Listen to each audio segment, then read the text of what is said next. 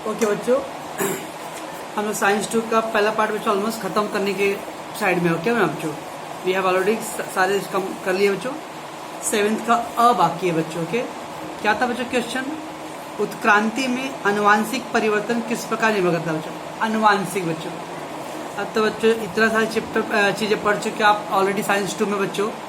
आनुवांशिक क्या बच्चों? पीढ़ी दर पीढ़ी। अब इसका उत्क्रांति पे किस प्रकार प्रभाव पड़ा बच्चों, वो अपने को बताना उत्तर में बच्चों। ठीक है बच्चों, बहुत सिंपल क्वेश्चन है बच्चों।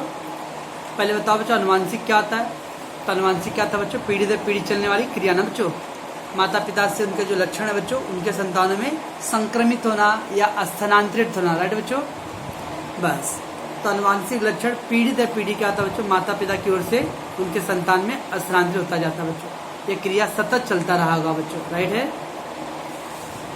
और जो जनुक बच्चों सजीवों को पर्यावरण में आपको इस बच्चों मैंने पहले कहा था आपको, हर माता पिता चाहते हैं कि उसके जो संतान है वो जो लंबा जिए बच्चों, उनका स्वस्थ रहे। पहले जमाने में क्या आशीर्वाद देते थे? दीर्घायु भव, चिरंजीवी भव बच्चों।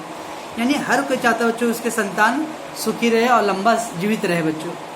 इसका मतलब बच्चों जो जनुक सजीवों को पर्यावरण के अनुकूल बनाने में सहायता करते बच्चों, और जो जनुक बच्चों सजीवों में लाभदायक होते हैं, वही जनुक बच्चों क्या होता है? अधिक संख्या में एक पीढ़ी से दूसरी पीढ़ी में संक्रमित होता है बच्चों। ऐसे तो बहुत सारे जनुक है बच्चों, लेकिन शरीर के जनुक बच्चों जो पर्यावरण के हिसाब से अपने आप को ढाल सकता है बच्चों, जो सजीवों के लिए लाभदायक होता है, ऐसे जनुक क्या होते हैं बच्चों? माता पिता से उनके संतानों में संक्रमित ज्यादा मात्रा में होता है बच्चों, अधिक संख्या में होता है बच्चों। ठीक है बच्चों, तो पहला पॉइंट क्या था बच्चों? आनुवांशिक लक्षण पीढ़ी दर पीढ़ी माता पिता की ओर से क्या था बच्चों? उनके बच्चों में स्थानांतरित होता है। राइट बच्चों। और जो जनुक बच्चों सजीवों को पर्यावरण में अनुकूल बनाने में सहायता करते हैं बच्चों। इसका मतलब बच्चों माता पिता से अगली जो पीढ़ी है बच्चों, उसके हिसाब से जो पर्यावरण बदलेगा बच्चों, तो पर्यावरण के हिसाब से अपने ढालने में जो सक्षम होते हैं बच्चों, और जो जनुक उन सजीवों के लिए लाभदायक फायदेमंद होता है बच्चों, ऐसे जनुक क्या होते हैं बच्चों? माता पिता से उनके संतानों में संक्रमित ज्यादा मात्रा में होते हैं बच्चों, यानी एक पीढ़ी से दूसरी पीढ़ी में ज्यादा संक्रमित होते हैं बच्चों। राइट बच्चों। और ऑब्वियसली बच्चों ये प्राकृतिक चयन का सिद्धांत है, ये केवल प्राकृतिक चयन के कारण ही होता है बच्चों, नेचुरली होता है बच्चों। राइट है। परंतु उत्क्रांति की प्रक्रिया अत्यंत धीमी गति से जो क्रिया है बच्चों, अभी हम लोगों ने देखा तो 7 करोड़ साल पहले से लेके अब तक की दुनिया, तो काफी लंबा सफर तय किया हम लोगों ने बच्चों। ओके, अनुकूल जनकों को विभिन्न जाति समूहों में सजीव में संरक्षित किया जाता है। ये जो अनुकूल जनुक होते हैं बच्चों, अलग अलग जातियों में संरक्षित सुरक्षित रखा जाता है बच्चों, ताकि वो हर कोई अपनी अपनी जाति का विकास कर सके बच्चों, और मानव जाति विलुप्त ना हो सके बच्चों। और जो भी सजीव जाति है बच्चों, ओके, जो जाति भी याद है अपने जनुकों को अलग अलग समूह अलग अलग जातियों में बांट दिए हैं बच्चों, उनका विनाश नहीं होगा। अब मान लो जिसका एक ही जाति है बच्चों, अगर पर्यावरण बदला बच्चों तो खत्म हो जाएगा। लेकिन अलग अलग नस्ल है बच्चों, जैसे अभी शेर, तेंदुआ, बाघ, चीता, ये सब क्या है बच्चों? ये सब एक ही प्रजाति के हैं।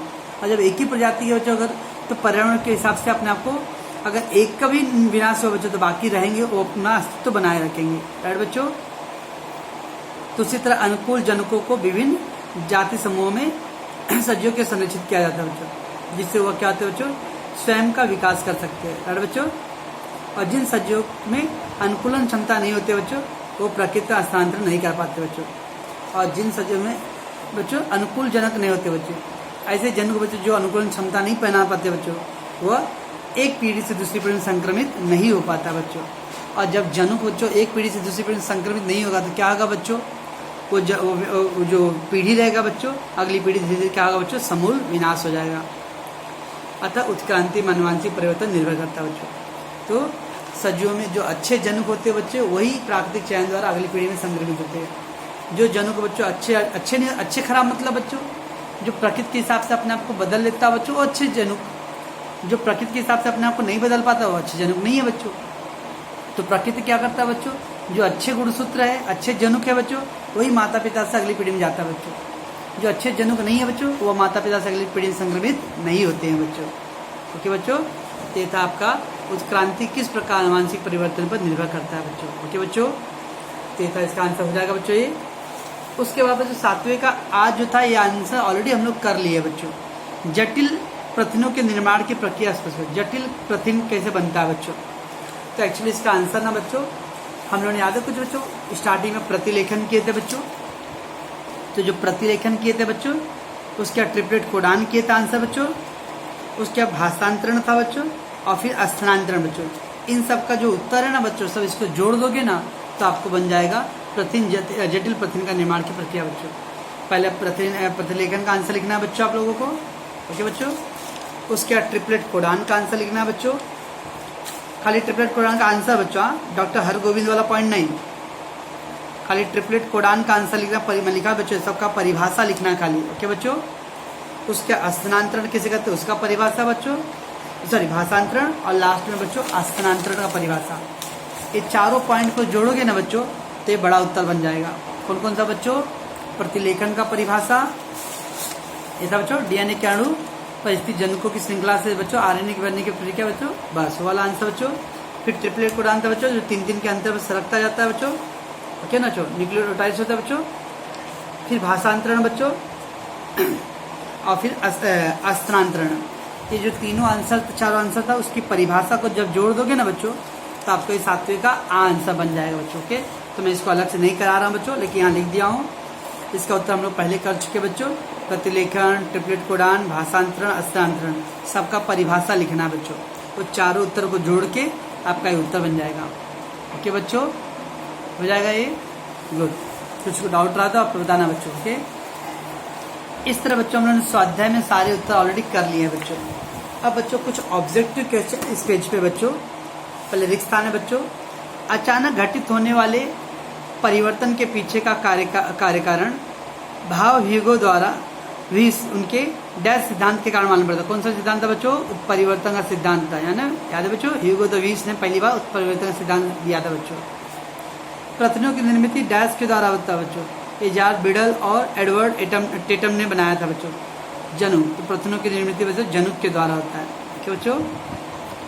डीएनए के धागों पर पाए जाने वाली आरएनए के धागों पर भेजने वाले तो क्रिया को कहते हैं हम लोग प्रतिलेखन। अभी जो धागा वर्ड है बच्चों एक्चुअली आपके सिलेबस से कट गया था, तो लेकिन याद है डीएनए, इतना याद रखना बच्चों, डीएनए की जानकारी आरएनए तक भेजने की क्रिया को क्या बोलते हैं बच्चों? प्रतिलेखन।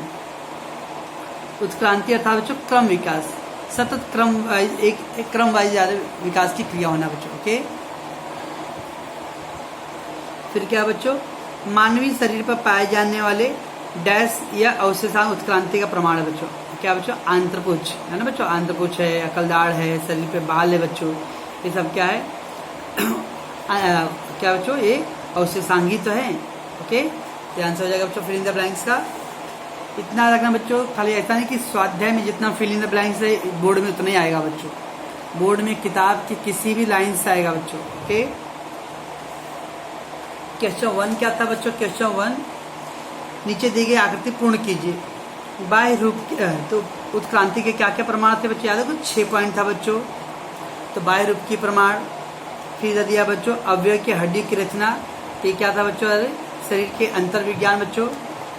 फिर जीवाश्म विज्ञान का प्रमाण बच्चों, भ्रूण विज्ञान था बच्चों, और क्या था बच्चों? संयोजी कड़ी था, याद है बच्चों जो संयोजी कड़ी, और एक पॉइंट और था बच्चों, और एक पॉइंट कौन सा था बच्चों? अवशेषांग, ओके। तो एक्चुअली 6 थे उत्क्रांति के प्रमाण। बाह्य रूप के प्रमाण, अंतर शरीर रचना था बच्चों, उसके बोलते हम लोग वो हड्डी वाला, अस्थि वाला बच्चों। जीवाश्म विज्ञान, भ्रूण विज्ञान था बच्चों, संयोजी कड़ी था, और अवशेषांग, ओके बच्चों, ये था बच्चों। अब बच्चों इसके अंदर आपके जो है बच्चों, इसके अंदर बहुत सारे ऑब्जेक्टिव बन सकते हैं बच्चों।